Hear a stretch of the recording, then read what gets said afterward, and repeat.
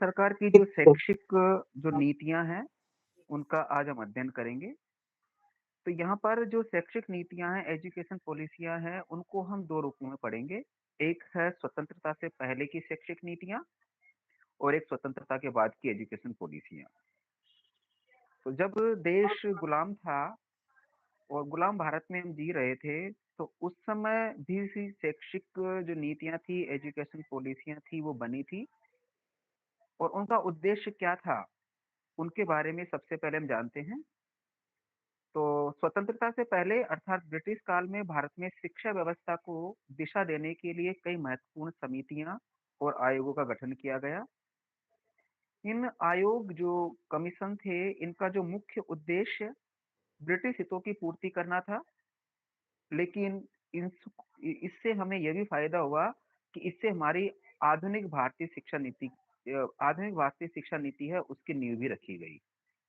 तो आइए जानते हैं कि स्वतंत्रता से पूर्व कौन-कौन से एजुकेशनल कमीशंस थे, कमिटियाँ थी, समितियाँ थी। तो उसमें सबसे पहले हम जानते हैं चार्टर अधिनियम 1813।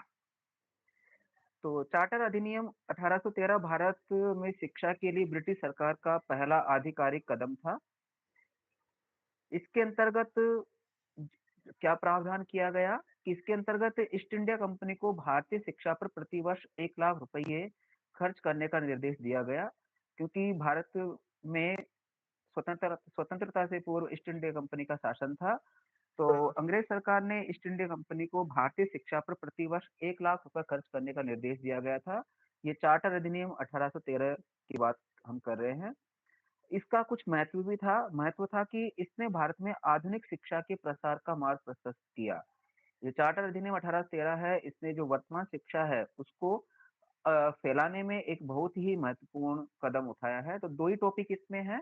पहला, यदि हम बात करें चार्टर अधिनियम 1813 की, तो 2 टॉपिक है इसमें। हम कहेंगे कि ये भारत में शिक्षा के लिए ब्रिटिश सरकार के द्वारा उठाया गया पहला आधिकारिक कदम था। ईस्ट इंडिया कंपनी को भारतीय शिक्षा पर प्रतिवर्ष 1 लाख रुपए खर्च करने का निर्देश दिया गया था। जो दूसरा जो आयोग है वह था मैकाले का विवरण पत्र, मैकालेज मैकालेज मिनट, जो 1835 में सामने आया। तो लॉर्ड मैकाले ने भारतीय शिक्षा प्रणाली में अंग्रेजी को माध्यम बनाने की पुरजोर वकालत की। उन्होंने अंग्रेजी को महत्व दिया और कहा कि भारतीय शिक्षा प्रणाली में अंग्रेजी को ज्यादा महत्व दिया जाए। लॉर्ड मैकाले ने यह बात कही थी। इसके अंतर्गत उन्होंने छनाई का सिद्धांत दिया। छनाई का सिद्धांत क्या है? इसके इसके अंतर्गत मैकाले का मानना था कि शिक्षा केवल उच्च वर्ग को दी जाए, जिससे वह धीरे-धीरे आम जनता तक पहुँच जाएगी। तो मैकाले ने कहा कि जो शिक्षा है, वह उच्च वर्ग तक ही सीमित की जाए, उच्च वर्ग के माध्यम से यह जो शिक्षा है, वह आम जनता तक पहुँच जाएगी। और यही था छनाई का सिद्धांत। इसमें शायद ये भी हो सकता है कि छनाई का सिद्धांत किसने दिया, इसका क्या तात्पर्य है? तो इसमें मैकाले ने छनाई का सिद्धांत दिया, जिसके अंतर्गत उन्होंने कहा कि शिक्षा केवल उच्च वर्ग को दी जाए। जब उच्च वर्ग तक शिक्षा चली जाएगी, तो वह धीरे-धीरे करके आम आम जनता तक अपने आप ही आ जाएगी। यस मैडम, मिथु मैडम कुछ कहना चाह रहे हैं? जी मैम सर ये बताइए। फिल्ट्रेशन थ्योरी है ना सर? फिल्ट्रेशन थ्योरी आप बता रहे हो, वो समय का सिद्धांत जो बोला आपने, जी ma'am. Filtration theory. Okay, thank you हाँ सर। जी, जी। इसका जो हाँ, उद्देश्य था इसको इस निस्यंदन का सिद्धांत भी कहते हैं सर। जी सर, क्या बताया सर? मैं भी नोट कर लेता हूँ सर, कौन-सा? निस्यंदन। निस्संदन। निसरण भी, इसको निसरण भी कह निस्तरण सकते हैं, निस्यंदन। निस्तरण का सिद्धांत भी बोलते हैं, निस्यंदन का सिद्धांत भी बोलते हैं। हाँ, हाँ। जी, जी, जी, जी, बिल्कुल। ओके सर, धन्यवाद सर। तो ये था छनाई का सिद्धांत जो लॉर्ड मैकाले ने दिया था, जिसके अंतर्गत जो शिक्षा थी वह उच्च वर्ग को देने की उन्होंने बात की थी। इसका जो उद्देश्य है, वह उद्देश्य क्या है? तो उद्देश्य के बारे में हम जानते हैं कि ऐसे भारतीयों का वर्ग तैयार करना जो रक्त और रंग में भारतीय हों, लेकिन पसंद, विचार और बुद्धि में अंग्रेज हों। तो लॉर्ड मैकाले का सबसे बड़ा यही था कि वो चाहते थे कि हम ऐसे लोग तैयार कर दें, जो एक प्रकार से उनके एक रक्त में, मतलब खून में, और वो एक प्रकार से रंग में तो भारतीय हों, परंतु उनके सोचने समझने की जो क्षमता हो, वह एक प्रकार से अंग्रेज सरकार के अनुसार हो। तो ऐसा मैकाले चाहते थे, इसलिए वह इस प्रकार की शिक्षा को जोर देते थे। तो ये था मेकाले का विवरण पत्र जो 1835 में हमारे सामने आया।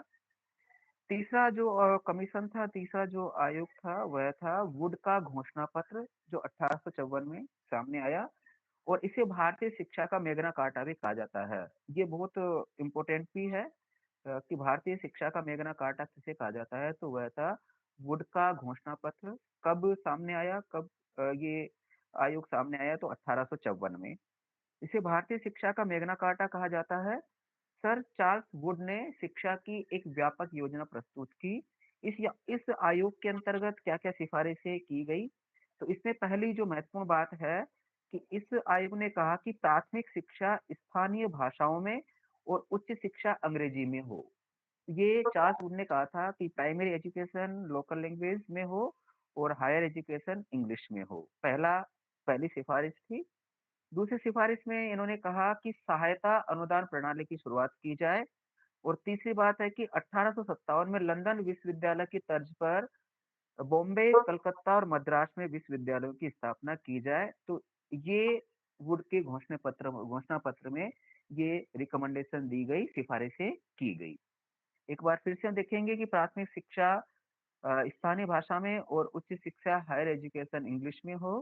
सहायता अनुदान प्रणाली की शुरुआत करने की बात भी बोर्ड के घोषणा पत्र में की गई और बॉम्बे, कलकत्ता और मद्रास में लंदन विश्वविद्यालय की तर्ज पर विश्वविद्यालय स्थापित करने की बात की गई थी। अगला है हंटर शिक्षा आयोग जो 1882 में सामने आया, हंटर कमीशन। सर थोड़ा-सा ऊपर कर दीजिए सर। जी, धन्यवाद सर। तो हंटर कमीशन ये लॉर्ड रिपन ने प्राथमिक और माध्यमिक शिक्षा की समीक्षा के लिए विलियम हंटर की अध्यक्षता में इसका गठन गठन किया था। विलियम हंटर को चेयरपर्सन बनाया गया था और लॉर्ड रिपन ने इस आयोग का गठन किया था। तो लॉर्ड रिपन ने प्राथमिक, प्राइमरी और जो सेकेंडरी एजुकेशन है उसकी समीक्षा के लिए विलियम हंटर की अध्यक्षता में इसका गठन किया था और इस पे किस बात पर मुख्य जोर दिया गया है, वह हम देखें कि इसका मुख्य ध्यान प्राथमिक शिक्षा पर था, प्राइमरी एजुकेशन पर ध्यान दिया गया था हंटर शिक्षा आयोग 1882 पर। इसने सिफारिश की कि प्राथमिक शिक्षा का प्रबंधन जिला और नगर बोर्डों को सौंपा जाना चाहिए। अर्थात प्राइमरी जो एजुकेशन है उसका जो मैनेजमेंट है वो डिस्ट्रिक्ट लेवल पर और एक प्रकार से नगर बोर्डों पर किया जाए, ऐसी सिफारिशें इस आयोग के अंतर्गत की गई थी। साथ ही व्यावसायिक शिक्षा पर भी इन्होंने जोर दिया और व्यावसायिक शिक्षा इन्होंने माध्यमिक शिक्षा में साहित्यिक और व्यावसायिक 2 शाखाएँ बनाने का सुझाव दिया हंटर आयोग ने। तो हंटर आयोग ने प्राथमिक शिक्षा को ज़्यादा जोर दिया। प्राथमिक शिक्षा के प्राथमिक शिक्षा के अंतर्गत उन्होंने कहा कि प्राथमिक शिक्षा का जो मैनेजमेंट है वो डिस्ट्रिक्ट और नगर बोर्डों के द्वारा किया जाना चाहिए और व्यावसायिक शिक्षा जो सेकेंडरी एजुकेशन है तो माध्यमिक शिक्षा में साहित्यिक और व्यावसायिक 2 शाखाएं बनाने का सुझाव दिया हंटर शिक्षा आयोग ने। अगला जो अ, अधिनियम था वह था भारतीय विश्वविद्यालय अधिनियम 1904 और ये था लॉर्ड कर्जन के समय। तो लॉर्ड कर्जन ने भारत में 2 बार शासन किया था। एक बार 1901 से 1904 और दूसरा 1904 से 1905।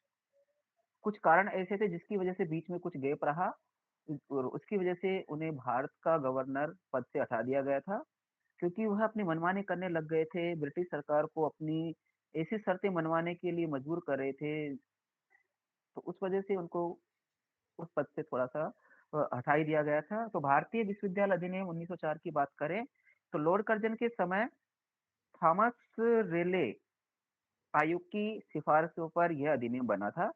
इसका जो उद्देश्य था वह था विश्वविद्यालयों पर सरकारी नियंत्रण बढ़ाना, कि जो यूनिवर्सिटीज़ हैं उन पर जो एक प्रकार से गवर्नमेंट का जो कंट्रोल है उसको बढ़ाया जाए, इसका उद्देश्य था।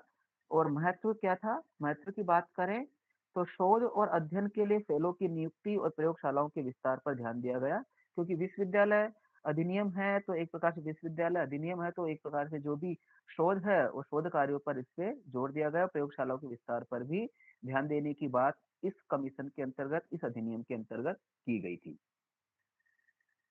अगला है सैडलर आयोग 1917, जिसे कलकत्ता विश्वविद्यालय आयोग के नाम से भी जाना जाता है। शायद कभी एमसीक्यू क्वेश्चंस में हो सकता है, कलकत्ता विश्वविद्यालय आयोग के नाम से किसे जाना जाता है? तो सैडलर आयोग है। 1917 में इस आयोग की स्थापना की गई थी। इसने क्या सिफारिशें की? सिफारिशों में इन्होंने कहा था कि जो स्कूली शिक्षा है वो 12 वर्ष की होनी चाहिए। सैडलर आयोग ने ही कहा था कि जो स्कूल एजुकेशन है वो 12 वर्ष की होनी चाहिए और स्नातक की जो अवधि है वह 3 वर्ष की तय की गई। महिला शिक्षा और शिक्षकों के प्रशिक्षण पर विशेष बल दिया गया। ये थी सैडलर आयोग की सिफारिशें। अगला है हार्टोग समिति, हार्टोग कमेटी 1929। और हार्टोग कमेटी का जो गठन है वो प्रथम विश्व युद्ध के बाद जो शिक्षा का स्तर गिर रहा था, उस स्तर को सुधारने के लिए हार्टोग समिति का गठन किया गया। तो प्रथम विश्व युद्ध के बाद शिक्षा के गिरते स्तर को देखते हुए इस समिति का गठन किया गया। इस समिति का जो समरी है, निष्कर्ष है, वह यह था कि इसने प्राथमिक शिक्षा में अपर्दन अर्थात वेस्टेज और अवरोधन मतलब स्टेगनेशन की समस्या की पहचान की कि प्राइमरी जो एजुकेशन है उसमें जो बच्चे हैं वो क्यों स्कूल को छोड़ रहे हैं, क्या कारण है जिसकी वजह से प्राइमरी एजुकेशन में अपर्दन और अवरोधन हो रहा है, उस इस समस्या की पहचान की और पहचान करने के बाद में उनका समाधान करने का प्रयास भी किया। मतलब उन्होंने कहा कि ऐसे कौन से कारण जिसकी वजह से जो बच्चे हैं बीच में स्कूल को छोड़ देते हैं या एक ही कक्षा में फेल हो जाते हैं। तो इस उद्देश्य की पूर्ति करने के लिए, इस समस्या की पहचान करने के लिए हार्टोग समिति का गठन किया गया। हार्टोग समिति का गठन कब किया गया? आप लोग साथियों में से बताएं, हार्टोग समिति कब गठित की गई? 1929। 1929 सर। 1929। जी बिल्कुल सही है सर। अगला है हमारा वर्धा शिक्षा योजना 1937। और वर्धा शिक्षा की बात की जाए तो यह महात्मा गांधी के विचारों पर आधारित थी, जिसे डॉक्टर जाकिर हुसैन समिति ने तैयार किया था। गांधी जी के विचार इसमें थे, पर तैयार करने के लिए डॉक्टर जाकिर हुसैन समिति ने इसको तैयार किया था, वर्धा शिक्षा आयोग 1937। इसका सिद्धांत था हस्तशिल्प पर आधारित शिक्षा प्रदान करना और लक्ष्य था 7 से 14 वर्ष के बच्चों को अनिवार्य और उनकी मातृभाषा में मुफ्त शिक्षा प्रदान करना। ये था वर्धा शिक्षा आयोग 1937 का मुख्य उद्देश्य, मुख्य लक्ष्य। और स्वतंत्रता से पहले जो अंतिम जो आयोग बना था, कमीशन बना था, वह था सार्जेंट आयोग 1944। यह ब्रिटिश काल की अंतिम प्रमुख शिक्षा योजना थी। इसका जो लक्ष्य था वह यह था कि भारत में अगले 40 वर्षों के भीतर शिक्षा का स्तर वैसा ही बनाना जैसा उस समय ब्रिटेन में था। अर्थात ब्रिटेन की एजुकेशन के आधार पर वो भारत में अगले 40 वर्षों तक भी शिक्षा का स्तर बनाना चाहते थे। यह हार्टोग समिति का गोल था, लक्ष्य था, टारगेट था। इसका जो प्रावधान, इसमें क्या प्रावधान किया गया? इसमें बताया गया कि 6 से 14 वर्ष के बच्चों के लिए निःशुल्क शिक्षा और माध्यमिक स्तर पर 2 तरह के स्कूल, एक एकेडमिक और दूसरा टेक्निकल की बात इसमें की गई। तो ये था सार्जेंट कमीशन। एक बार फिर संक्षेप में हम जानते हैं कि स्वतंत्रता से पहले भारत में कौन-कौन से एजुकेशनल पॉलिसीज बनी। उसमें पहला चार्टर अधिनियम 1813, दूसरा मैकाले का घोषणा पत्र 1835, तीसरा वुड का घोषणा पत्र 1854, जिसे भारतीय शिक्षा का मैग्ना कार्टा के नाम से जाना गया। चौथा हंटर शिक्षा आयोग 1882, पांचवा भारतीय विश्वविद्यालय अधिनियम 1904, जिसमें विश्वविद्यालयों पर सरकारी नियंत्रण बढ़ाने की बात की गई।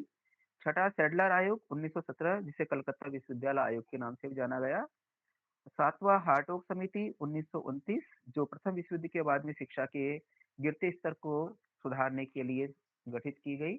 आठवां वर्धा शिक्षा आयोग 1937, जिसमें महात्मा गांधी के विचारों को आधार बना करके डॉक्टर जाकिर हुसैन समिति ने इसको तैयार किया।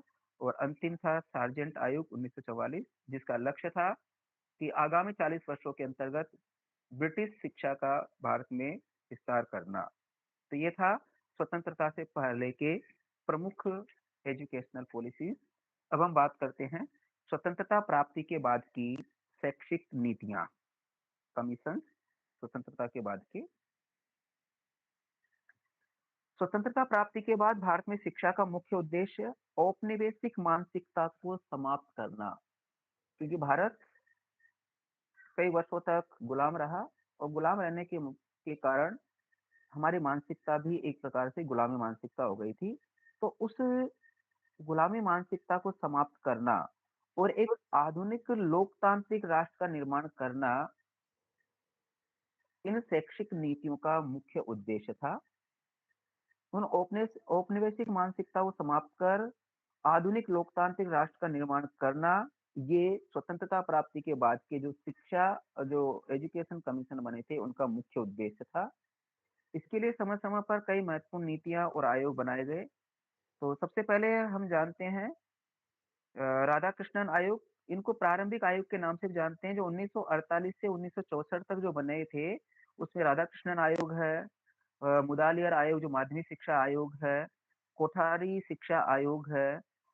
तो ये जो है, ये एक प्रकार से प्रारंभिक कमीशन है, तो उनके बारे में हम जानते हैं। पहला है राधाकृष्णन आयोग, जो 1948-49 में बना था और इन्होंने क्या प्रस्ताव रखा, क्या इन्होंने सिफारिशें की, तो उसके बारे में हम जानते हैं। तो इसे विश्वविद्यालय शिक्षा आयोग के नाम से भी जाना जाता है। स्वतंत्र भारत का जो पहला कमीशन बना था राधाकृष्णन आयोग, तो इसने विश्वविद्यालय शिक्षा आयोग की बात की, तो इसलिए इसको विश्वविद्यालय शिक्षा आयोग के नाम से जाना जाता है। इस आयोग ने निम्नलिखित सिफारिशें की थी। पहली है पूर्व विश्वविद्यालय शिक्षा, अर्थात कॉलेज जाने से पहले की शिक्षा की बात की। इन्होंने कहा कि कॉलेज जाने से पहले 12 वर्ष का शैक्षिक पाठ्यक्रम होना चाहिए, जिसको हम 10+2 बोलते हैं। तो इन्होंने बोला कि 12 वर्ष की पढ़ाई करने के बाद में ही एक प्रकार से कॉलेज में एडमिशन होगा, ऐसी इन्होंने सिफारिश की। और दूसरा है समवर्ती सूची, शिक्षा को इन्होंने समवर्ती सूची में रखने की बात की। ये भी बहुत इंपॉर्टेंट है कि विश्वविद्यालय शिक्षा को, मतलब जो यूनिवर्सिटी जो एजुकेशन है, को समवर्ती सूची में रखा जाना चाहिए। समवर्ती सूची में जब शिक्षा को रखा जाता है, तो उस पर जो कानून बनाने का अधिकार है, उस समय केवल राज्य का नहीं होता, वो केंद्र और राज्य दोनों मिलकर के फिर शिक्षा पर कानून बनाते हैं। तो उन्होंने कहा कि जो विश्वविद्यालय शिक्षा है, उसको समवर्ती सूची में रखा जाना चाहिए। इसका अर्थ है कि केंद्र और राज्य दोनों सरकारें इस पर कानून बना सकेंगी। अगला है, इन्होंने यूजीसी की स्थापना की बात की। इसी आयोग ने, राधाकृष्णन आयोग ने ही यूजीसी की बात भी इन्होंने की। देश में विश्वविद्यालय शिक्षा की देखरेख और शिक्षा और सुधार के लिए एक विश्वविद्यालय अनुदान आयोग का गठन किया जाना चाहिए। इसकी बात भी राधाकृष्णन आयोग ने ही की। और शिक्षा का जो माध्यम है, वह क्या होना चाहिए? तो इन्होंने कहा कि उच्च शिक्षा के लिए अंग्रेजी को शिक्षा के माध्यम के रूप में जल्दबाजी में नहीं उठाया जाना चाहिए। उन्होंने कहा कि हायर एजुकेशन है, उसको जो अंग्रेजी में दे सकते हैं, जल्दबाजी नहीं करनी, जल्दबाजी करके अंग्रेजी को शिक्षा के माध्यम से नहीं उठाना है। तो ये थी राधाकृष्णन आयोग की कुछ प्रमुख सिफारिशें, जिसमें पूर्व विश्वविद्यालय शिक्षा की बात की गई, विश्वविद्यालय शिक्षा को समवर्ती सूची में शामिल करने की बात की गई, यूजीसी की स्थापना करने की बात की गई, और जो शिक्षा का जो माध्यम है, वह कौन सी भाषा होनी चाहिए, इस पर भी इन्होंने चर्चा की। अगला है जो महत्वपूर्ण कमीशन है, माध्यमिक शिक्षा आयोग 1952-1953। डॉक्टर ए लक्ष्मण स्वामी मुदालियर को इस आयोग का अध्यक्ष बनाया गया। भारत में माध्यमिक शिक्षा की स्थिति का गठन किया गया था और इसीलिए इसे मुदालियर आयोग के नाम से भी जाना जाता है। माध्यमिक शिक्षा आयोग, क्योंकि माध्यमिक शिक्षा की स्थिति की जांच करने के लिए इसका गठन किया गया था, इसलिए इस आयोग को मुदालियर आयोग के नाम से भी जाना जाता है, क्योंकि इसके चेयरपर्सन डॉक्टर ए लक्ष्मण स्वामी मुदालियर जी को बनाया गया था, इसलिए इस आयोग को मुदालियर आयोग के नाम से भी जाना जाता है। इस आयोग की कुछ सिफारिशें क्या-क्या थी? तो पहली सिफारिश की यदि हम बात करें, तो इस आयोग ने कहा कि जो माध्यमिक प्रणाली उच्चतर माध्यमिक प्रणाली में इन्होंने क्या कहा कि विविध पाठ्यक्रमों के साथ हायर सेकेंडरी प्रणाली की स्थापना करना। तो हायर सेकेंडरी जो एजुकेशन है, उसमें विभिन्न प्रकार के पाठ्यक्रमों को इसमें शामिल करने की सिफारिश की। मूल्यांकन पद्धति की बात करें, तो मूल्यांकन पद्धति में इन्होंने कहा कि जो परीक्षाएँ हैं, वो एक प्रकार से ऑब्जेक्टिव टाइप की होनी चाहिए। वो ऑब्जेक्टिव एग्ज़ाम पर इन्होंने जोर दिया, जिसे वस्तुनिष्ठ एग्ज़ाम परीक्षा बोलते हैं। तो परीक्षाओं को वस्तुनिष्ठ बनाना और मूल्यांकन के लिए ग्रेडिंग सिस्टम लागू करने पर भी माध्यमिक शिक्षा आयोग ने जोर दिया और अनिवार्य विषय चयन। तो उन्होंने कहा कि छात्रों के लिए किसी भी एक समूह, क्योंकि उस समय अलग-अलग विषयों के ग्रुप थे और उन ग्रुपों में से उन्होंने कहा कि कम से कम 3 विषयों का चयन करना होगा। जैसे साइंस फैकल्टी है या फिर आर्ट्स फैकल्टी है या फिर कॉमर्स या तकनीकी या कृषि, इसके अलावा अन्य भी समूह थे, तो उन्होंने कहा कि प्रत्येक समूह से 3 विषयों का अध्ययन करना अनिवार्य है। आज की एजुकेशन पॉलिसी में ऐसा नहीं है।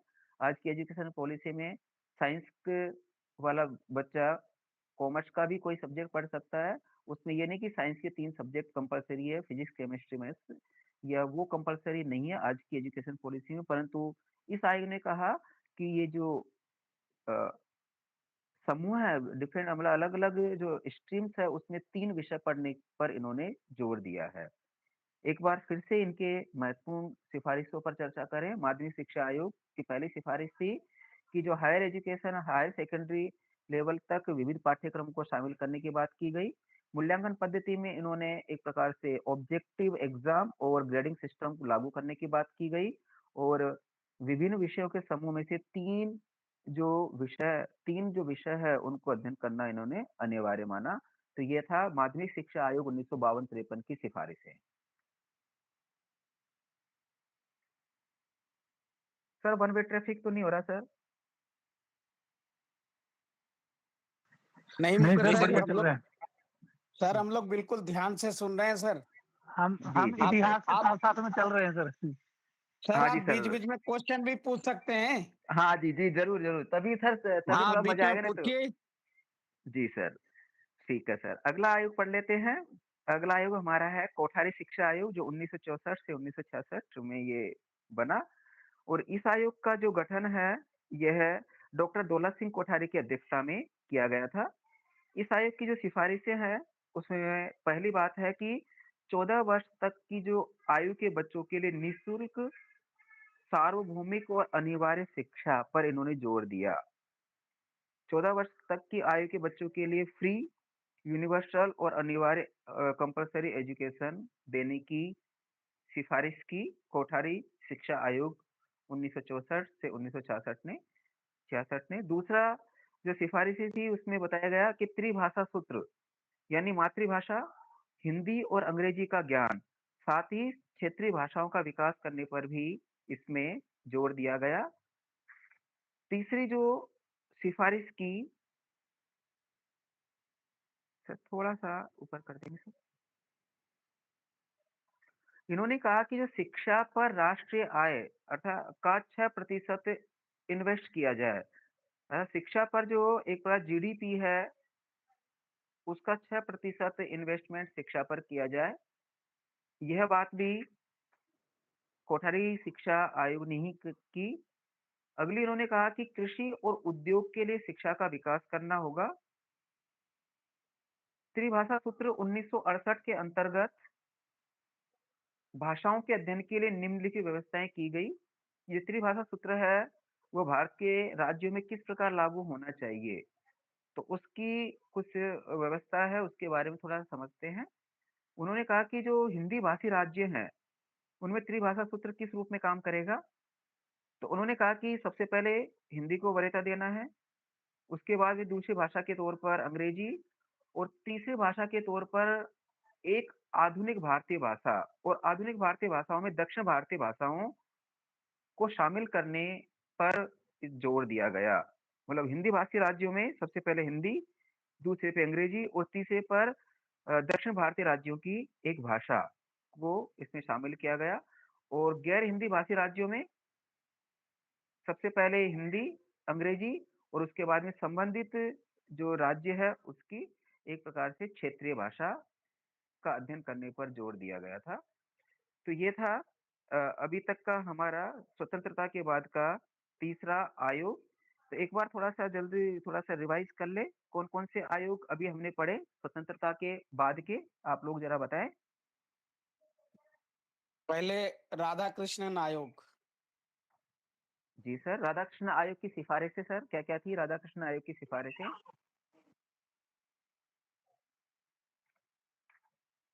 10+2 और सर कॉलेज एक तो समवर्ती एजुकेशन और जी, यूजीसी बिल्कुल की सही। बात और यूजीसी की बात और इंग्लिश जी, हटाने में जल्दबाजी नहीं करनी चाहिए उच्चतर भाषा जी, में। जी, जी। जी मैडम, बहुत बढ़िया, बहुत अच्छा आपने बताया। 3 टॉपिक आपने बता दिया। इसमें एक था वो सर ने बता दिया था, विजय सर ने, कि जो अ, पूर्व विश्वविद्यालय शिक्षा मतलब यूनिवर्सिटी एजुकेशन से पहले 12 वर्ष की शिक्षा का ली जानी अनिवार्य है। बहुत बढ़िया। दूसरा जो आयोग था माध्यमिक शिक्षा आयोग, उसके बारे में बताएँ थोड़ा-सा? क्विक रिविजन के तौर पर क्या-क्या सिफ़ारिशें थी? कब इसका गठन किया गया? सर 52 53 में मुदालियर आयोग सर 1952। 52 53 में किया गया मुदालियर आयोग और इसमें था एग्जाम को ऑब्जेक्टिव बनाना है और ग्रेडिंग जी सिस्टम। मैम। जी, एक ये बिल्कुल था सही मूल्यांकन पद्धति। हाँ और एक उसमें था कि जैसे सब्जेक्ट कोई चूज करता है, ग्रुप स्ट्रीम कोई चूज करता है तो कम से कम 3 सब्जेक्ट उस स्ट्रीम के पढ़ने हैं। जी मैम, बिल्कुल सही है। एक इसमें एक और रह गया है, वो था एक प्रकार माध्यमिक से जो हायर जी, माध्यमिक स्तर पर जो उच्चतर माध्यमिक प्रणाली में बताया गया था कि हायर सेकेंडरी स्तर तक विविध पाठ्यक्रमों को शामिल किया गया। जी, बहुत बढ़िया। और तीसरा हमने अभी पढ़ा है कोठारी शिक्षा आयोग। कोठारी आयोग के बारे में बता दीजिए। Free and compulsory education up to 14 years. जी, बिल्कुल 3 मैम। लैंग्वेज फॉर्मूला और उसमें 2 चीजें थी कि हिंदी वाले देश जो हैं, हिंदी वाले प्रदेश राज्य जो हैं उसमें हिंदी इंग्लिश एंड आधुनिक भाषा साउथ की कोई लैंग्वेज और जो नॉन जी हिंदी मैम। वाले स्टेट है उनमें हिंदी इंग्लिश और उस स्टेट की प्रादेशिक भाषा। और बहुत बढ़िया। जीडीपी का और जीडीपी 6 हाँ 6 सिक्स वाला परसेंटेज एजुकेशन पे और एग्रीकल्चर और इंडस्ट्रीज के लिए भी वो एजुकेशन होनी चाहिए। मैडम आपको तो पूरी तरीके बहुत हाँ अच्छी तरीके से याद हो गया आपको तो। सर ये और बहुत ये बढ़िया अभी सबसे मैडम। अभी महत्वपूर्ण सर है। ये अभी आपने पढ़ाया तभी आया, अदरवाइज मुझे ये टॉपिक नहीं आता सर। जी, जी, तो बहुत बढ़िया मैडम, अच्छी बात है। बहुत अच्छी तरीके सर से आपने सभी टॉपिक बताए। जी मैम, बताइए। सर इसमें एक पॉइंट ऐड कर सकते हैं, जैसे कोठारी कमीशन जिसको हम नेशनल एजुकेशन कमीशन भी कहते हैं, ये पोस्ट इंडिपेंडेंस यानी कि आफ्टर इंडिपेंडेंस में फर्स्ट इंडियन एजुकेशन कमीशन के तौर पे मान्यता दी गई थी। पढ़ा था मैंने। जी, जी, मुझे बिल्कुल, बिल्कुल सही कह रहे हैं। कोई बात नहीं, ये भी हम इसमें ऐड कर सकते हैं, मैडम जो बता रहे और हैं। सर जी। पहली शिक्षा नीति के नाम पर भी तो 1968 में पॉलिसी आई ना, हाँ, वो अभी पहली अगली जो शिक्षा नीति। पहली जो उसको हम पढ़ रहे हैं सर। जी, बिल्कुल। मिथुन मैडम देखिए, अगला जो हमारा टॉपिक है वह है राष्ट्रीय शिक्षा नीति 1968। अभी हम एनईपी बोलते हैं ना, नेशनल एजुकेशन पॉलिसी। पहले ये एनपीई था, नेशनल पॉलिसी ऑफ एजुकेशन। तो राष्ट्रीय शिक्षा नीति 1968, तो प्रथम राष्ट्रीय शिक्षा नीति शिक्षा आयोग तथा कोठारी आयोग की सिफारिशों पर आधारित थी। जो कोठारी आयोग हमने पढ़ा था 1964 से 1966, तो इसी आयोग की सिफारिशों पर प्रथम राष्ट्रीय शिक्षा नीति 1968 का गठन किया गया। इसे प्रधानमंत्री इंदिरा गांधी के नेतृत्व वाली भारत सरकार द्वारा लागू किया गया था।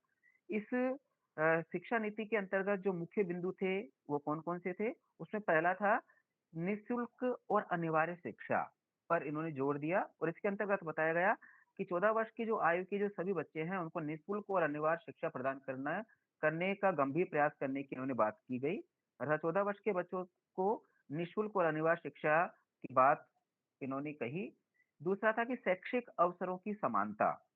इन्होंने कहा कि सभी वर्ग, चाहे वह उच्च वर्ग हो, चाहे निम्न वर्ग हो, चाहे वो गरीब हो, चाहे अमीर हो, तो सभी वर्ग के जो बच्चे सभी वर्गों के लिए जो शिक्षा है वह समान रूप से लागू की जाए। तो ऐसी बात भी राष्ट्रीय शिक्षा नीति 1968 ने की। तीसरा है कि जो साक्षरता का प्रसार और प्रौढ़ शिक्षा, इन्होंने कहा कि साक्षरता को बढ़ाना है और जो एडल्ट है, जो वयस्क हैं, जो किसी कारणवश पढ़ाई छोड़ चुके हैं, तो उनके लिए फिर से शिक्षा की व्यवस्था की जाए और उसको हम कहते हैं प्रौढ़ शिक्षा। तो प्रौढ़ शिक्षा की बात भी राष्ट्रीय शिक्षा नीति 1968 ने की है।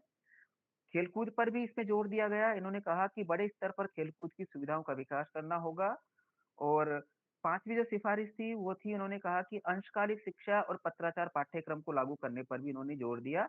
पार्ट टाइम एजुकेशन और पत्राचार कोर्सेज को बढ़ावा ताकि वे लोग जो पढ़ सकें, मतलब ताकि वे लोग भी पढ़ सके जो नियमित रूप से विद्यालय या नियमित रूप से स्कूल नहीं जा पाते हैं।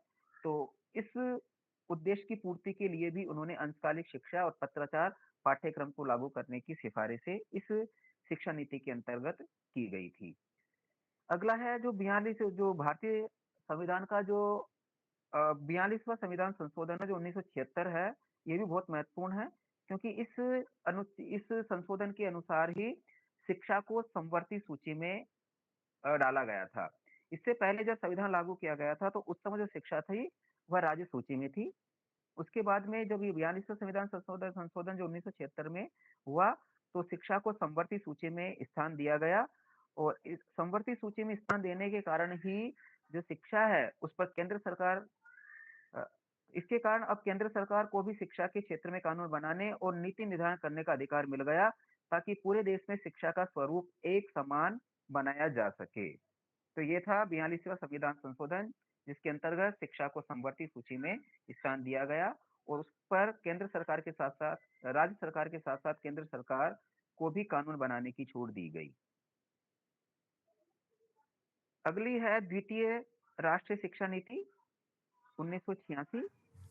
Sir Mukesh sir. जी जी जरूर सर, बताइए सर। सर एक चीज मैं जानना चाह रहा हूँ थोड़ा। इसके पहले भी सर एक ये समवर्ती सूची की बात हुई थी जो 1948 में, तो राधा कृष्णन आयोग में भी ये बात रखी गई थी कि शिक्षा को समवर्ती सूची में शामिल करना, और फिर यहाँ पर भी। हाँ सर, उसमें सर यूनिवर्सिटी विश्वविद्यालय शिक्षा की बात की गई थी सर, विश्वविद्यालय शिक्षा। हाँ, चूंकि वो तो विश्वविद्यालय शिक्षा के क्रम में ही था, इसका मतलब समवर्ती सूची में रखना है लेकिन जो हायर एजुकेशन है उसको। हाँ, अगर राधा कृष्ण आयोग की बात करें तो हायर एजुकेशन, विश्वविद्यालय शिक्षा, और यदि संपूर्ण शिक्षा की बात करें तो ये 42वां संविधान संशोधन 1976। क्योंकि सर ये डाउट हो रहा था कि दोनों जगह समवर्ती सूची की बात हुई है, तो इसका मतलब अगर हम राधा कृष्णन आयोग की बात करेंगे तो जो विश्वविद्यालय शिक्षा थी उसको समवर्ती सूची में लाने की बात हुई। जी जी जी जी सर। और जो वो उसकी आयोग की सिफारिश थी और इसमें क्या किया था, राष्ट्रीय शिक्षा नीति में उसको अपना लिया गया और इसको पूरी तरह से पूरी शिक्षा पद्धति को ही हमारी उसमें समवर्ती सूची में डाल दिया गया। तो मतलब उस समय प्रपोजल था सर। हाँ, लेकिन वो लागू नहीं हो पाया। ऐसे तो जैसे 6% का जीडीपी वाला है ना, आज तक भी हमारा पूरा नहीं हुआ था। ये जो 2020 की एनईपी है ना हमारी, उसमें भी इस बात को रखा गया कि आज तक हम 6% जो जीडीपी का खर्च शिक्षा के ऊपर नहीं कर पाए। जी जी सर। तो इसका मतलब है कि जो अभी ये नीति 2020 है उसकी बहुत सारी बातें पूर्व के जो भी शिक्षा आयोग हैं या शिक्षा समितियां जो भी बनी, तो उसमें उसकी चर्चा जरूर हुई है कहीं ना कहीं। जी सर, और इसमें जो ये समवर्ती सूची में डालने का मुख्य उद्देश्य ये भी था क्योंकि उस वक्त तक हमने पहले सिफारिश तो की कि 6% जीडीपी का खर्च हम करें इस पे, लेकिन केंद्र सरकार के हाथ में कोई मतलब नीति निर्धारण का कोई वो नहीं था। तो केंद्र सरकार कैसे 6% जीडीपी उसके ऊपर लगाती। तो उसके बाद जब समवर्ती सूची में इसको डाला गया ना, तो उसके पास अधिकार आ गए कि वो भी नीति निर्धारण कर सके और कुछ हिस्सा वो भी उसके ऊपर खर्च कर सके सीधे। सर अब ये देखो सर, 3 लैंग्वेज फार्मूला भी पहले कोठारी ने दे दिया और फ्री एजुकेशन वाला सिर्फ 14 इयर्स तक वो भी दे दिया, वो भी दोबारा वो आ गया इसमें। पढ़ने पे मैम ना बहुत सारी चीजें ऐसे मिल रही हैं, जब मतलब कि कंपेयर कर रहे थे कि पहले बहुत सारी चीजें हैं पहले से ही हमारे।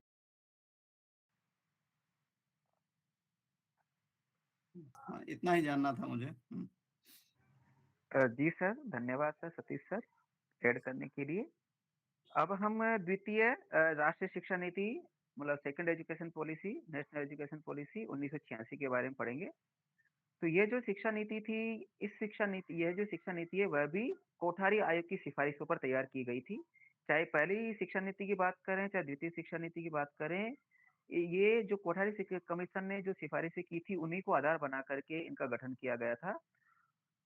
इसके अंतर्गत कौन-कौन से महत्वपूर्ण कदम उठाने की बात की गई या कौन-कौन से महत्वपूर्ण कदम उठाए गए, तो उसमें पहला है वही 10+2+3 जो ढांचा है, जो अभी एनईपी 2020 में जो 5+3+3+4 का जो फॉर्मूला पहले 10+2+3 का था, तो ये द्वितीय राष्ट्रीय शिक्षा नीति के अंतर्गत ये ढांचा सामने आया। तो इसमें पूरे देश में शिक्षा का एक समान ढांचा लागू किया जाएगा, अर्थात 10वीं, उसके बाद में 11वीं, 12वीं और 3 साल एक प्रकार से कॉलेज एजुकेशन। तो ये राष्ट्रीय शिक्षा नीति 1986 में इस बात पर जोर दिया गया। दूसरा जी सर, एएस के नाम से sir excuse hand me raise sir, किया हाँ गया है। सर, मैं हूँ जी, सर। जी, ना है।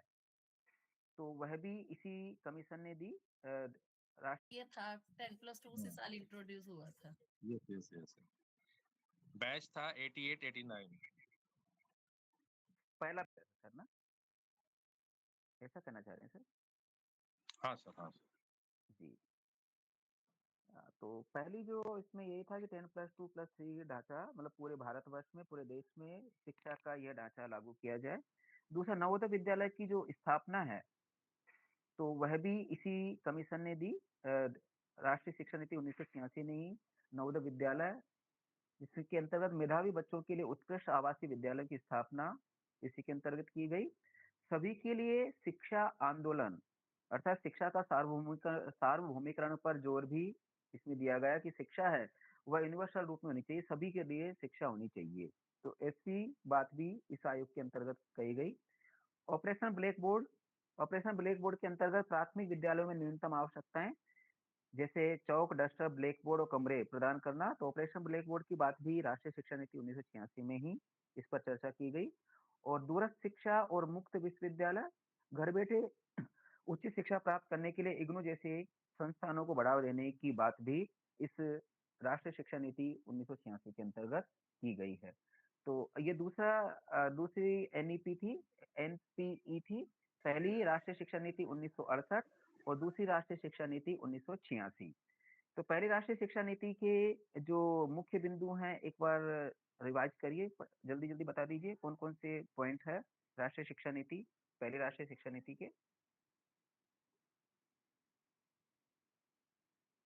Sir, free and compulsory education up to 14 years of age. जी बिल्कुल सर, प्रौढ़ शिक्षा पर, वो वयस्क शिक्षा पर जोर देना। जी मैम, बिल्कुल सही है, प्रौढ़ शिक्षा पर बल दिया गया। और समवर्ती सूची। और इसमें सर ये डिस्टेंस एजुकेशन वाला भी आ गया।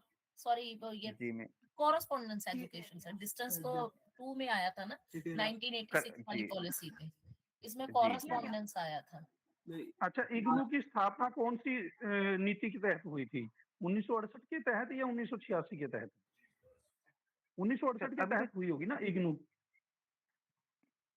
सर इसमें तो अभी जो पढ़ा था मैंने सर, इसमें तो सर, इसमें इसमें सिर्फ 1986 पत्राचार के माध्यम से शिक्षा, इसकी रिकमेंडेशन आई है। 86 में तो ये बोला था कि बढ़ावा दिया जाएगा उसको। 86 में ही आई ना ओपन एजुकेशन। तो थी कि एक तो समान प्रवेश परीक्षा की बात की थी और इसमें एक राष्ट्रीय परीक्षण एजेंसी की बात की थी। बाकी इसको भी हम पढ़ेंगे सर, है ना, NPOA को भी। सर, ये 3 लैंग्वेज वाला जो फॉर्मूला था, ये कौन सी उसमें आया था सर पॉलिसी में? ये तो 68 वाले में ही आ गई। ठीक है सर, थैंक यू। जी, तो बिल्कुल राष्ट्रीय शिक्षा नीति के पॉइंट्स आप सभी ने बिल्कुल बता दिए। उसमें एक था कि जो शिक्षा है वह सभी के लिए, शिक्षा के जो अवसर है वो सभी के लिए प्रदान किए जाएं, बस ये टॉपिक रह गया था। बाकी 1986 की दूसरी शिक्षा नीति हमने पढ़ी है। अब आचार्य राममूर्ति समिति जो 1990 में गठित की गई थी, उसके बारे में हम पढ़ते हैं। तो आचार्य राममूर्ति ने 1990 की समीक्षा समिति का नेतृत्व किया, जिसे राममूर्ति समीक्षा समिति के नाम से भी जाना जाता है। इसका उद्देश्य राष्ट्रीय शिक्षा नीति 1986 जो NPE 1986 थी, उसकी प्रोग्रेस, प्रगति और उसका प्रभाव कि क्या उसका इम्पैक्ट पड़ रहा है, उसका मूल्यांकन करने के लिए ही आचार्य राममूर्ति समिति का गठन किया गया था। और ये समिति का गठन किया गया था 1990 में। और इस समिति को इसलिए गठित किया गया था कि ये देखें कि जो राष्ट्रीय शिक्षा नीति 1986 है वह कितनी इम्प्लीमेंट हो पा रही है, कितनी वह प्रोग्रेस कर रही है, कितना उसका प्रभाव पड़ रहा है। तो उसके लिए आचार्य राममूर्ति समिति का गठन किया गया था। इसके बाद 1992 में जनार्दन रेड्डी समिति ने भी राष्ट्रीय शिक्षा नीति 1986 का पुनर्मूल्यांकन किया। तो NPE 1986 पर यदि बात की जाए तो इस पर जो देखरेख करने का कार्य किया था आचार्य राममूर्ति समिति और जनार्दन रेड्डी समिति ने उन पर देखरेख करने का कार्य किया है। अब संशोधित राष्ट्रीय शिक्षा नीति 1986 जो POA, अभी बात कर रहे थे, POA प्रोग्राम ऑफ एक्शन 1992। तो आचार्य राममूर्ति समिति और जनार्दन रेड्डी समिति की सिफारिशों के आधार पर 1986 की नीति को संशोधित किया गया, जिसे प्रोग्राम ऑफ एक्शन POA 1992 या कार्य योजना के नाम से जाना जाता है। हिंदी में इसको कार्य योजना कहेंगे, इंग्लिश में प्रोग्राम ऑफ एक्शन कहेंगे, जो आचार्य राममूर्ति समिति और जनार्दन रेड्डी समिति की सिफारिशों के आधार पर इस नीति में संशोधन किया गया, इसलिए इसे प्रोग्राम ऑफ एक्शन या कार्य योजना के नाम से जाना गया। इसमें समान प्रवेश परीक्षा पर जोर दिया गया। इसमें कहा गया कि राष्ट्रीय और राज्य स्तर पर कॉमन एंट्रेंस एग्जाम आयोजित की जानी चाहिए, चाहे स्टेट लेवल की बात की जाए, नेशनल लेवल की बात की जाए, वो एक कॉमन एंट्रेंस एग्जाम की बात इसके अंतर्गत की गई। और नेशनल टेस्टिंग एजेंसी, राष्ट्रीय परीक्षण एजेंसी, राष्ट्रीय स्तर पर एक टेस्टिंग एजेंसी या निकाय बॉडी की स्थापना करना, ताकि परीक्षाओं में पारदर्शिता और मानक बने रहें। ऐसी सिफारिशें संशोधित राष्ट्रीय शिक्षा नीति 1986 के अंतर्गत की गई। अगला है राष्ट्रीय सलाहकार समिति 1993, जिससे यशपाल समिति के नाम से जानते हैं। यशपाल कमेटी बाद में 2009 में बनी थी, पर पहले भी यशपाल समिति 1993 में बनी थी, तो उसके बारे में थोड़ा सा जानते हैं। इसे यशपाल समिति के नाम से जाना जाता है। इसका मुख्य नारा था बिना बोझ के सीखना, लर्निंग विदाउट बर्डन। इस कमेटी ने कहा कि जो शिक्षा है वह बिना किसी बोझ के, अर्थात बच्चे के स्कूल का बैग आवश्यकता से अधिक नहीं होना चाहिए। ऐसी जो सिफारिशें थी वह राष्ट्रीय सलाहकार समिति 1993 में की गई। क्योंकि इस समिति की जो चेयरपर्सन थे प्रोफेसर यशपाल थे, इसीलिए इस समिति को स्कूली बच्चों पर पढ़ाई के भारी बोझ के मुद्दे की जांच के लिए बनाया गया था। इसका उद्देश्य यही था कि किस प्रकार बच्चों के बैग का जो वजन है वह कम किया जाए। इस उद्देश्य की पूर्ति के लिए राष्ट्रीय सलाहकार समिति 1993 का गठन किया गया। राष्ट्रीय ज्ञान आयोग 2005 से 2008 तक, तो इसका गठन भी 13 जून 2005 को किया गया था। इसे सैम पित्रोदा समिति के नाम से भी जाना जाता है। इसने क्या सिफारिशें की थी? इन्होंने कहा था कि मौजूदा विश्वविद्यालयों के पाठ्यक्रम को संशोधित करना और उन्हें आधुनिक बनाने पर राष्ट्रीय ज्ञान आयोग ने अपनी रिकमेंडेशन दी। अब राष्ट्रीय पाठ्यचर्या रूपरेखा 2005, NCF 2005। जी मैडम बताइए। हाँ सर, स्ट्रक्चर कमेटी ना 2005 वाला, वो इससे पहले नहीं है, नेशनल नॉलेज कमीशन से पहले स्ट्रक्चर कमेटी NCF वाला है। 2005 मैडम ये वाला आपकी नेशनल नॉलेज कमीशन 2007 है। जी नेशनल नॉलेज कमीशन। मैडम वैसे आपकी आवाज कट रही है, यदि किसी साथी ने स्पष्ट आवाज सुनी है तो मैडम की जिज्ञासा को थोड़ा सा स्पष्ट करें।